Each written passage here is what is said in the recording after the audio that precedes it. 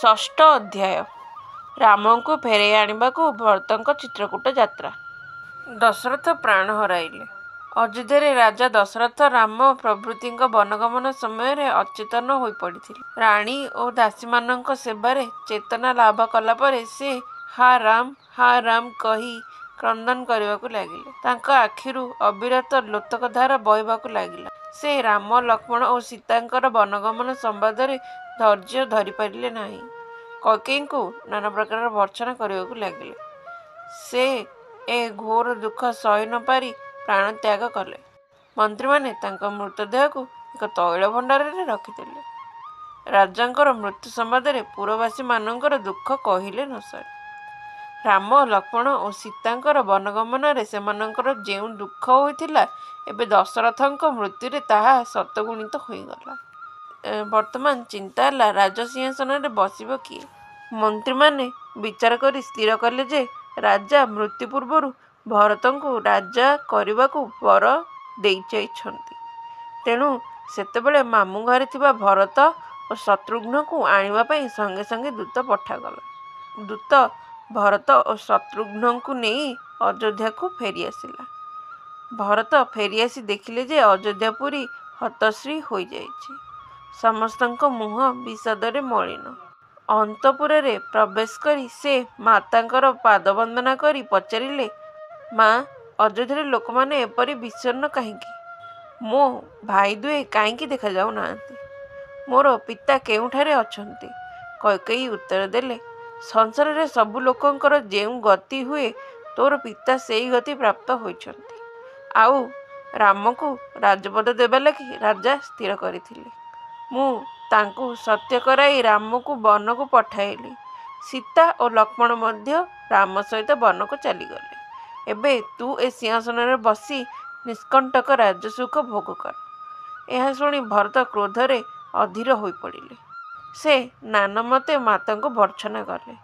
ଏହାପରେ ଦଶରଥଙ୍କ ମୃତଦେହକୁ ଯଥାବିଧି ଦାହ କରାଗଲା ଓ ତାଙ୍କର ଶୁଦ୍ଧକ୍ରିୟା କରାଗଲା। କୈକେୟୀ ମନେ କରିଥିଲେ ଯେ ପୁତ୍ର ଭରତ ରାଜପଦ ପାଇ ତାଙ୍କୁ ପ୍ରଶଂସା କରିବ। କିନ୍ତୁ ଭରତ ତାଙ୍କୁ ଘୋର ନିନ୍ଦା କଲେ ଓ କଦାପି ସିଂହାସନରେ ବସିବେ ନାହିଁ ବୋଲି ଜଣାଇ ଦେଲେ। ସେ କହିଲେ, ମୁଁ ଶତ୍ରୁଘ୍ନ ସହିତ ବନକୁ ଯାଇ ଭାଇ ରାମଙ୍କୁ ଫେରାଇ ଆଣିବି। ରାଜସିଂହାସନରେ ସେ ବସିବା କଥା, ତେଣୁ ତାଙ୍କୁ ଆଣି ସିଂହାସନରେ ବସାଇବାକୁ ହେବ। ରାମଙ୍କୁ ଫେରାଇ ଆଣିବାକୁ ଭରତ ଚିତ୍ରକୂଟ ଯାତ୍ରା। ଭରତଙ୍କ ଆଦେଶରେ ସୁମନ୍ତ୍ର ଚତୁରଙ୍ଗ ବଳ ସାଜି ରାମଙ୍କ ସନ୍ଧାନରେ ଯିବାକୁ ପ୍ରସ୍ତୁତ ହେଲେ। ଭରତ ଓ ଶତ୍ରୁଘ୍ନ ରଥରେ ବସିଲେ। ସୁମନ୍ତ୍ର ରଥ ଚଳାଇଲେ। ଦୁର୍ଗମ ପଥ ପାର ହୋଇ ସେମାନେ ଶୃଙ୍ଗପୁରରେ ଶବର ରାଜା ଗୃହକୁ ଭେଟିଲେ। କିପରି ରାମ ଲକ୍ଷ୍ମଣ ଓ ସୀତା ବନରେ ଫଳମୂଳ ଖାଇ ବୃକ୍ଷ ମୂଳରେ ଶୋଇଥିଲେ, ତାହା କହି ଗୃହକ ସ୍ଥାନଟି ଦେଖାଇଥିଲେ। ଏଥିରେ ଭରତଙ୍କ ଶୋକ ବୃଦ୍ଧି ପାଇଲା। ଗୃହକଙ୍କଠାରୁ ସମ୍ବାଦ ମିଳିଲା ଯେ ରାମ ଓ ଭରଦ୍ୱାଜ ମୁନିଙ୍କ ଆଶ୍ରମ ବାଟେ ଚିତ୍ରକୂଟ ଯାଇଛନ୍ତି। ଗୃହକ ତାକୁ ବାଟ ଦେଖାଇ ଚାଲିଲା। ଭରତ ନିଜର ଅନୁଚରମାନଙ୍କ ସହିତ ଯାଇ ଭରଦ୍ୱାଜଙ୍କ ଆଶ୍ରମରେ ପହଞ୍ଚିଲେ। ଭରତ ମୁନିଙ୍କୁ ପ୍ରଣାମ କରି ତାଙ୍କ ଆଗମନର କାରଣ ପଚାରିଲେ। ମୁନି ଭରତ ଓ ତାଙ୍କର ଲୋକମାନଙ୍କୁ ଯଥାବିଧି ଚର୍ଚ୍ଚା କଲେ।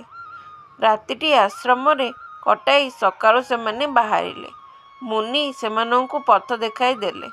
ଗୃହକ ଆଗେ ଆଗେ ଚାଲିଲେ। ସୈନ୍ୟମାନଙ୍କ ପଦଧ୍ୱନିରେ ବନ କମ୍ପି ଉଠିଲା। ଧୂଳିପଟଳ ଚାଲିଲା। ଚିତ୍ରକୂଟ ନିକଟରେ ସେମାନେ ପହଞ୍ଚିଲେ। ଏପରି ଶବ୍ଦ ଶୁଣି ଲକ୍ଷ୍ମଣ ବିସ୍ମିତ ହୋଇ ଗୋଟିଏ ବଡ଼ ଗଛରେ ଚଢ଼ି ଚାହିଁଲେ। ସେ ଦେଖିଲେ ଯେ ଭରତ ଓ ଶତ୍ରୁଘ୍ନ ରଥରେ ବସି ଆସୁଛନ୍ତି ଓ ତାଙ୍କ ସଙ୍ଗରେ ଅସଂଖ୍ୟ ସୈନ୍ୟ ରହିଛନ୍ତି। ହଠାତ୍ ସେ ଭାବିଲେ, ବୋଧହୁଏ ଭରତ ରାଜ୍ୟ ଅଧିକାର କରି ସେ ମଧ୍ୟ ସନ୍ତୁଷ୍ଟ ନୁହନ୍ତି, ତେଣୁ ସେମାନଙ୍କୁ ବଧ କରିବା ପାଇଁ ସୈନ୍ୟ ନେଇ ଆସୁଛନ୍ତି। ଏହା ଭାବି ସେ ବୃକ୍ଷକୁ ଓହ୍ଲାଇ ରାମଙ୍କୁ କହିଲେ, ଭାଇ, ଭରତ ଓ ଶତ୍ରୁଘ୍ନ ଅନେକ ସୈନ୍ୟ ସାମନ୍ତ ଘେନି ଆମକୁ ମାରିବା ପାଇଁ ଆସୁଛନ୍ତି। ମୁଁ ସେମାନଙ୍କୁ ମାରିବାକୁ ଯାଉଛି। ଏହା ଶୁଣି ରାମ ଲକ୍ଷ୍ମଣଙ୍କୁ ବାରଣ କରି କହିଲେ, ଏପରି ଅଧୀର ହୁଅ ନାହିଁ। ଭରତ ଓ ଶତ୍ରୁଘ୍ନ ଆମର ଭାଇ। ସେମାନଙ୍କୁ ଦେଖିଲେ ଆମର ଆନନ୍ଦ ହେବ। ସେ ଦୁହେଁ ଆମକୁ ମାରିବେ ବୋଲି ଭାବିବା ତୁମର ଭୁଲ ବିଚାର। ଏଣେ ଭରତ ଓ ଶତ୍ରୁଘ୍ନ ସୈନ୍ୟମାନଙ୍କୁ ଦୂରରେ ରଖାଇ ରଥରୁ ଓହ୍ଲାଇଲେ ଓ ଗୃହକଙ୍କ ସହିତ ରାମଙ୍କ କୁଟୀର ଆଡ଼କୁ ଚାଲିଲେ।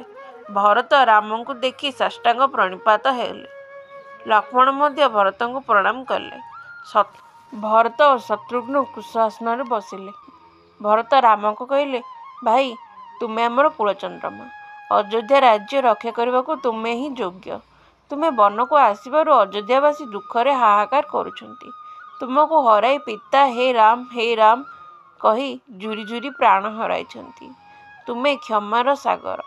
ମୋର ମନ୍ଦବୁଦ୍ଧି ମାଙ୍କୁ କ୍ଷମା ଦିଅ। ଅଯୋଧ୍ୟାକୁ ଫେରିଯାଇ ରାଜସିଂହାସନରେ ବସ। ଆମେ ତୁମର ସେବା କରି ଧନ୍ୟ ହେବୁ। ଭରତ ଏହା କହିଲେ ଓ ଦୁଇ ଭାଇଯାକ ରାମଙ୍କ ପାଦତଳେ ପଡ଼ିଗଲେ। ରାମ ସେ ଦୁହିଁଙ୍କୁ ଉଠାଇ ଆଲିଙ୍ଗନ କଲେ। ପିତାଙ୍କର ମୃତ୍ୟୁ ସମ୍ବାଦରେ ରାମ ଓ ସୀତା ଲକ୍ଷ୍ମଣ ବିଳାପ କରି ଉଠିଲେ। ତାପରେ ସେମାନେ ନଦୀ ଜଳରେ ସ୍ନାନ କରି ଦଶରଥଙ୍କ ଉଦ୍ଦେଶ୍ୟରେ ତର୍ପଣ ଓ ଶ୍ରାଦ୍ଧ କଲେ। କୁଳଗୁରୁ ବଶିଷ୍ଠ ମଧ୍ୟ ଫେରିଯିବା ପାଇଁ ରାମଙ୍କୁ ବହୁତ ବୁଝାଇଲେ। କିନ୍ତୁ ରାମ କୌଣସି ପ୍ରକାର ଅଯୋଧ୍ୟାକୁ ଫେରିଯିବା ପାଇଁ ସ୍ୱୀକୃତ ନ ହୋଇ କହିଲେ, ଯେଉଁ ସତ୍ୟ ପାଳନକୁ ଯାଇ ଆମର ପିତା ଜୀବନ ହରାଇଲେ, ମୁଁ କିପରି ସେହି ସତ୍ୟ ଲଙ୍ଘନ କରିବି? ତାଙ୍କର ଶେଷ ଆଦେଶ ପାଳନ ନ ହେଲେ ସେ ସ୍ୱର୍ଗରେ ସୁଦ୍ଧା ଶାନ୍ତି ପାଇବେ ନାହିଁ। ମୁଁ ତାଙ୍କର ସତ୍ୟରକ୍ଷା କରିବା ପାଇଁ ଅବଶ୍ୟ 14 ବର୍ଷ ବନବାସ କରିବା ପରେ ଅଯୋଧ୍ୟାକୁ ଫେରିଯିବି। ଭରତ ଥାଉ ଥାଉ ରାଜ୍ୟଶାସନ ବାଧା ପାଇବ ନାହିଁ। ଭରତ ସିଂହାସନରେ ବସି ରାଜକର୍ମ ପାଳନ କରୁ। ଏହା ଶୁଣି ଭରତ ରାମଙ୍କୁ କହିଲେ, ସିଂହାସନରେ ତୁମେ ବସିବା କଥା। ତାହା ପାଇଁ ତୁମେ ହିଁ ଉପଯୁକ୍ତ। ଏଥିରେ ମୋ ପରି ଅଧମ ବସି ତାକୁ କଳଙ୍କିତ କରି ନ ପାରେ। ତେଣୁ ମୋର ଅନୁରୋଧ ରକ୍ଷା କରି ତୁମେ ଅଯୋଧ୍ୟାର ସିଂହାସନ ମଣ୍ଡନ କର। ରାମ ଯେତେ ବୁଝାଇଲେ ସୁଦ୍ଧା ଭରତ ରାଜସିଂହାସନରେ ବସିବାକୁ ରାଜି ହେଲେ ନାହିଁ। ତହୁଁ ରାମ କହିଲେ, ତାହାହେଲେ ତୁମେ ମୋର ପ୍ରତିନିଧି ରୂପେ ରାଜ୍ୟ ଶାସନ କର। ତୁମେ ସିଂହାସନରେ ନ ବସିଲେ ମୋର ପାଦୁକକୁ ସିଂହାସନରେ ବସାଅ। ଭରତ ଅତି ଦୁଃଖରେ ଏହି ପ୍ରସ୍ତାବରେ ସ୍ୱୀକୃତ ହେଲେ। ଶ୍ରୀରାମ ଭରତଙ୍କୁ ନିଜର ପାଦୁକା ଦୁଇଟି ଦେଇ ରାଜନୀତି ବିଷୟରେ ଅନେକ ଉପଦେଶ ଦେଲେ। ଭରତ ଭାଇଙ୍କର ଆଦେଶ ମାନି ତାଙ୍କର ପାଦୁକା ଦୁଇଟିକୁ ମୁଣ୍ଡରେ ଧରି ଶତ୍ରୁଘ୍ନ ଓ ମନ୍ତ୍ରୀଗଣ ଓ ସୈନ୍ୟମାନଙ୍କ ସହିତ ଅଯୋଧ୍ୟାକୁ ଫେରିଆସିଲେ। ଅଯୋଧ୍ୟାବାସୀ ରାମ, ଲକ୍ଷ୍ମଣ ଓ ସୀତା ଫେରି ଆସି ନଥିବା ଦେଖି ଅତି ନିରାଶ ହେଲେ। ଭରତ ସେହିଦିନଠାରୁ ସମସ୍ତ ରାଜସୁଖ ତ୍ୟାଗ କରି ରାମଙ୍କ ଭଳି ତପସ୍ୱୀ ଜୀବନ ଯାପନ କରିବାକୁ ଲାଗିଲେ।